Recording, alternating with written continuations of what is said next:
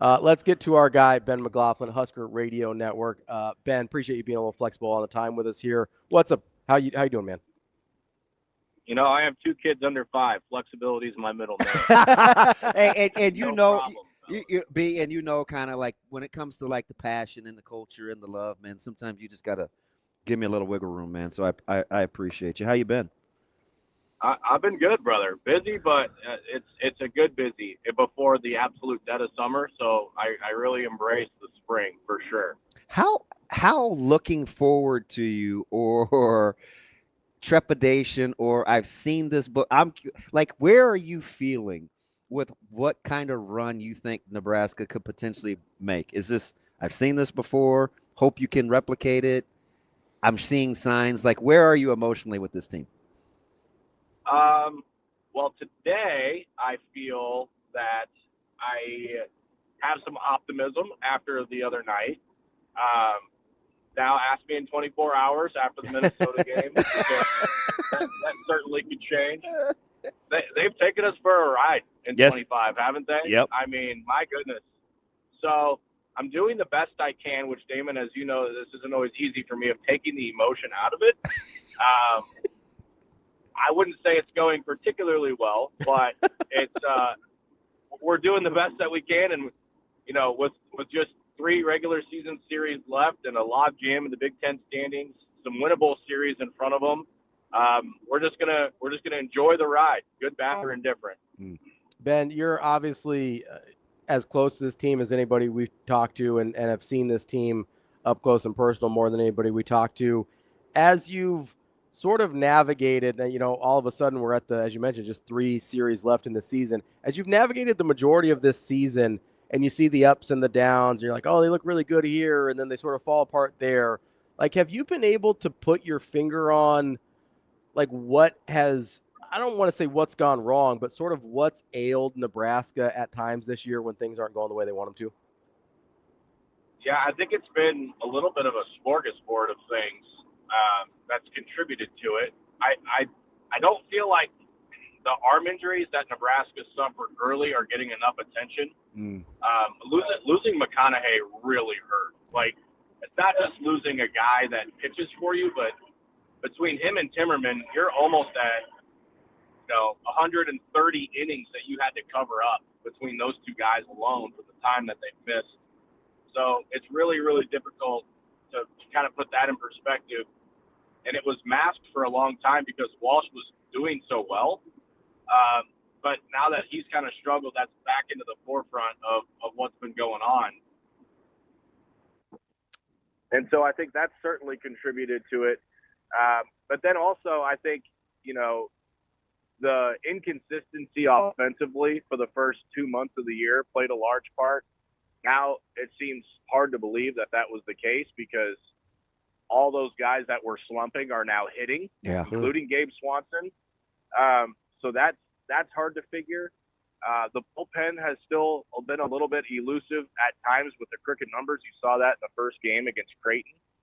So I think there's just been a smattering of issues that have frustrated this staff. But, as we've seen, this team is more than capable of beating almost anybody in the country on a given night. So it's all about putting those pieces together for the stretch run here because, college baseball is weird in that if teams start to believe and start getting those big wins late, like you saw even with just the Florida team that beat Nebraska last year in the regional, good things are going to start happening. B-Mac, let me ask you something. How much do you think this team just kind of needs a rhythm? And this is on the heels. J.J. Redick got a question last night about like continuity and chemistry. And he said, our playoff rotation only had 13 games. Clearly, Luka and LeBron had played longer together. But our rotation, they only played 13 games together. And I thought about that for a second. And I'm like, as it relates to Nebraska baseball, when you talk about Timmerman and kind of the roles, because early on I felt like Fridays were kind of set, right? You wanted to bring in Christo with the rotation. He's going to pitch behind Walsh. They kind of had a Friday rhythm. You felt like you maybe had a second starter coming, and then Sundays were always going to be a little bit of a crapshoot. Now that guys are getting relatively healthy, is it enough time for this team to kind of establish a rhythm if that's how they're going to play? The lineup is starting to come around on the day-to-day of how he's going to set it. Is there enough time, do you think, for the pitching staff to kind of get their roles in a rhythm? Yeah, I think so. And better late than never, right? I mean, you've got 3 weekends left. And not only that, but you've had now back-to-back court outings on both Saturday and Sunday with Horn and Brockett that have gone at least 5. And that's been a real challenge for Nebraska on Saturdays and Sundays, which is also, Damon, as you know, weighed into the decisions on Fridays. Yep. Right? Knowing what you have in front of you the rest of the weekend. And you really had one silver bullet in the chamber in Christo. And, God forbid he have an off night, because that was really Nebraska's only ace in the hole when it came time to bridging innings to Broderick.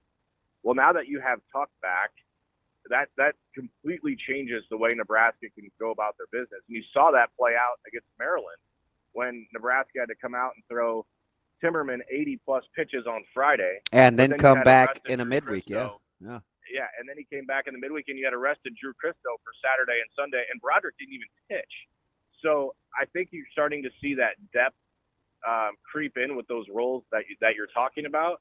And then the other thing, when you talk about the word rhythm and the question, it's hard to not be in a rhythm when you're finally at home for 2 straight weekends. Like that, I think, is really, really a big part to this, because you've got a Minnesota team that's ripe here this weekend, and then you've got maybe the toughest team left on your schedule in Michigan, but they're at home. And so for these guys to be able to be at home at Hawks Field, I mean, I think they had 15 home games entering mid-April. Like, that's never happened. Mm-hmm. They've played so much on the road this year, highlighted by that trip in Cali, that it's just nice to be here at home, sleeping in your own bed, being in your own clubhouse, things like that have certainly helped Nebraska on the field as well. Ben, as we kind of look at things starting to come together for this Nebraska team, like how do you think that plays out if things go the way they want it to, in terms of how they set up for potential postseason? Obviously, the first goal is just to make sure they make the Big Ten tournament. But let's say they accomplish that over these next couple of weeks. How do they set up in your mind in being able to be successful in postseason play? Yeah, I mean, that's the entire thing is once you get to Omaha in the Big Ten tournament, anything can happen. I mean, just ask Penn State last year. The 7th seed goes on a run all the way to the championship. So that's the goal. I think matchups are everything, and who you line up with in Omaha is everything. Like, if you line up with Iowa game 1 and you're dealing with Obermuller, that's a problem. But if you catch Iowa on any other day, I think you got a really good shot to win. So the goal, as you said, Ravi, first and foremost, is get there. But go ahead. Oh, I just say you need to find a way to get there, and then with the way you're playing and where the chips are falling, you just kind of let it happen from there. So what's your we're not doing the whole coach speak thing, B-Mac. It's me and you. How much of this could you foresee coming down to that team that's currently sitting at 11-10? They're nestled up there behind Illinois on that last weekend, with Michigan looming. I know we don't want to fast forward, but when you're looking at kind of trying to get a feel for this team, how much of that do you think will come into play if you had to talk about it right now? Yeah, I mean, I think it's hard because you have this preconceived notion of what this team's going to look like coming into the year. And we can't even get there, yeah. Yeah, and for the first month and a half, 2 months, that team was completely gone. And then you take McConaughey off the table and Timmerman off the table, and it's like, I don't know. I honestly have no idea. I mean, Damon, before the series last week, Nick and Jared Meister, the sports information director, and myself are talking. They're like, what do you guys think? And I literally looked them in the eyes and said, I have no feel. Yeah. I don't even know what to predict because that's the way this team's been all year. That being said, a 3-game win streak and the middle game being a 21-5 win and the way they won on Tuesday, I think we're all feeling pretty good. And then knowing you're at home again here this weekend, and Walsh is due for a good outing. It's been a couple clunkers in a row for him, and he's just too good for that. So I feel like to put it in fruition and to see it happening, like I feel like the fruit's pretty low to reach out there and grab. The team just needs to go do it. So would we rather be playing – this is a weird question, but I'm going to get to the real one. Clearly, Minnesota has struggled at home in Big Ten Conference play with just the one win. They come to Lincoln. How dialed do you think Nebraska is into just controlling what they can control, as this is obviously the most important series of the year because it's the next one? Yeah, that's what Will Bolt has been. I mean, I think he is so ready to be done talking to me pregame and postgame for the year, because when he talks to me, he has this look in his eye like, you can ask this question however many ways you want to. I'm going to give you the same answer. And so pretty much every pregame and postgame show kind of seems like the conclusion's already handed to me, and I already know what's going to be said. And I think that same way is with the team. It's like the goal is the same every time you lace up the spikes. You need to go be the tougher team today, and that team's going to win more times than not. And that's been the message sent down from Coach Bolt. And I think that's part of the reason why some of these games have frustrated him so much, because Nebraska has let that slip away in the late innings or not come out ready to play in the early innings and let games slip away that way. And by that time, it's too little too late. So I think for me, the message has been the same and will always be the same with this team. But you guys got to go take care of your business, because you haven't earned the right to overlook anybody.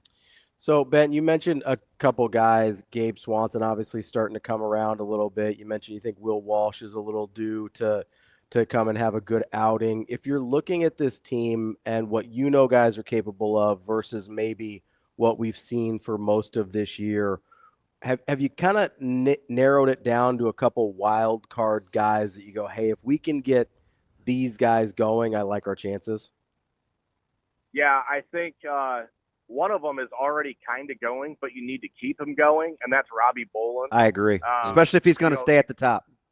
Exactly. So I remember being on your show before the year, and Damon kind of asked me about the lineup, and I kind of hinted at somebody dethroning someone that was in the lineup every day last year, Riley Silva. And Ravi was the guy I was speaking of. And you look at him, and you're not real intimidated. He's got those blonde surfer curly hair, and he's kind of just a scrawny little dude, but he is a spark plug. Like, his energy, the team just feeds off of it. And that doesn't mean he's going to come in and have 3 hits, but it might mean what it mean on Tuesday. You drop down a bunt, they overthrow the throw to first, and now you're at second, and you've got life in the inning. Like, you robbed the home run against Maryland, and now all the energy is in your dugout. Like, he does these little things within the game that kind of give Nebraska juice, and he is going right now, but you hope it's not like a Devin Nunez situation where now they have a scout on him and he really starts to struggle. But I would highlight Robbie Bolin, and the other is just the catcher position between Jeske and Halixo. Yep. Like, those guys have kind of taken turns struggling both on the defensive side, but also on the offensive side. But you're really starting to see Hogan put some better at bats together. We already know Overbeek's a problem, in the bottom third of the order. Well, he's on a tear. Yeah, he's on a heater right now, batting over 400 in his last 10 games. But, if you can get some production out of your catching spot and feel good about where you're at defensively there, Nebraska's lineup all of a sudden becomes very deep and really hard to pitch to consistently. So I feel really good if those two pieces are going, and I guess coincidentally enough, one's usually in the 9 spot, one's in the leadoff spot. If those guys can keep going, Nebraska's going to have a lot of success. What would you do with Stone? Like, what role would you how do you like to see him utilized?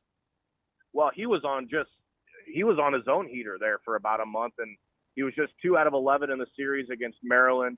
But I think you just roll with where you like him matchup-wise. And the beauty with Stone is you've got a really capable, another guy that you can plug in there with matchups with Case Sanderson, who is a capable left-handed pitching hitter and is still really good defensively. But I think for a while you just keep riding it out and see if he can weather the storm. You did see this, unfortunately, from Stoney last year, start to tail off at the end of last season.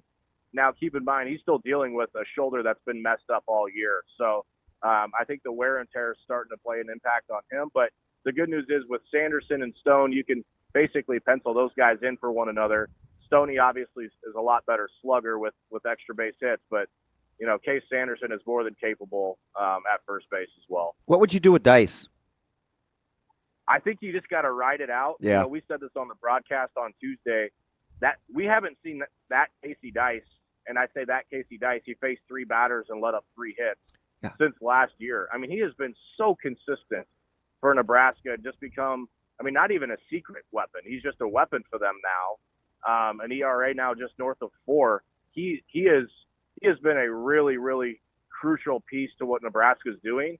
And I think it's starting to kind of fit what Rob Childress thought it would be at the beginning of the year, with guys like Grant Clevenger now coming in and being able to take care of at least one left-handed pitcher in his outings. He has been, I think, 3 for 3 or 4 for his last 4, and coming in and doing his job when he's been called out of the bullpen. So I wouldn't be too reactive with Dice. I think his body of work this year has given him a little leash, but you never like to see a guy who's pitching to a sub-2 ERA find 3 barrels like that in a row, albeit a very good hitting Kansas State team. So, Ben, every college baseball team I've ever seen make an improbable run through May and maybe even into June has had some pitcher give you more innings in higher leverage situations than you ever really would have expected from them to be able to perform. Is that guy Dice for you, or is there somebody else, if Nebraska kind of goes on this run, that you think could fill that type of role? I think I'm probably more of a Broderick lean, and that's going to sound like such an obvious answer being your closer. But I don't mean Broderick just coming in for the ninth and closing the game. Where Broderick is valuable is he can get you 50 pitches. So when you have a guy, it reminds me a little bit of that Michigan team that went on the run to the national championship. I believe it was 2019, if I'm getting the year right, when they had that Criswell in the bullpen who could come in and just throw 60, 70 pitches. And he was a starter for a lot of that year. But what made Michigan so lethal that year was, you'd get a guy that got you 5 or 6 innings, and then you felt really good about closing that one down. And I feel the same way with Broderick. He could come in the 7th inning if he hasn't thrown and close a game out for you. And he's going to have to do that. If Nebraska's going to get to their goals and go on a run in Omaha, your dudes have to be dudes. And Broderick would have to be not even a dude, but a hero for this team if they're going to do that, because you just need somebody in that back end. And his stuff is plenty good enough. We talk all the time about his slider and the 3 different variations that he throws it. Let's not forget about the 94 to 96 mile an hour heater that he's got too. So, I think Broderick and his body of work this year and what he's capable of doing, he'll have to be that anchor for Nebraska if they're going to reach their goals. Yeah, you know who I thought you might say if he was healthy? I thought that's kind of how I envisioned Worthley. Yeah, he's been maybe the microcosm of the season. Just kind of hard to figure. There's been moments with J-Dub where he's come in and looked really good, like that K-State game in Manhattan just over a month ago. We thought, okay, this is vintage Worsley. The changeup's working. He's getting swing and miss on the fastball. He's kind of back. But he's battled some injuries and some different injuries, and nothing overly serious, but things that are just bothering him enough to where, Nebraska couldn't travel him last weekend to Maryland because he's been dealing with it. And I think this is by far the most adversity that he has faced in college. And so I think he's still navigating that part of it too. But don't get me wrong, there's still an air of confidence about me when 42 has the ball in his hand. And I'm with you, Damon. If he's been rearing to go and healthy, you saw him last year in the regional in Stillwater save the game against Niagara. So I think he's kind of got that under his belt too, and it would be great to get him healthy for the stretch run also. B-Mac, let me get you out on this just because he had time off because of the facial fractures and, not a ton of wear and tear, but it has been ramped up quickly in the last, 10 days. Do you feel comfortable with Tucker kind of being stretched out enough in his role that could be pretty pivotal down these last three series? Oh, 100%. Okay, just because he's fresh. Tucker's. Let's put this in a football analogy. Tucker's the dude that would have 46 carries in a game and be bruised and battered in the huddle, and he's looking at the coach going, "Why are you throwing the ball? Give me the ball." Gotcha. That's Tucker Timmerman. And to Damon, to your point, it's not inconceivable for me to see a scenario in Omaha in the Big Ten tournament where he's starting a crucial game for you and getting your 5-6 innings. I don't think that's completely off the table. I asked Coach Childress and Coach Bolt after the game on Friday with Maryland, 80 pitches. Was that intentional? And they both looked at me and said, no, we couldn't get the ball out of his hand. And Coach Childress kind of wore it a little bit, saying, I shouldn't have let him talk me into it. We let him go too long, just, post comeback from that facial fracture. But that's the guy you want out there. You want the crowbar on the mound visit to get the ball out of a guy's hand, as opposed to looking at somebody that maybe doesn't want to be there. That's Ben McLaughlin, Husker Radio Network play-by-play voice for Nebraska baseball. Ben, we appreciate it. As always, great stuff. Thanks for having me on, guys. Thanks, B.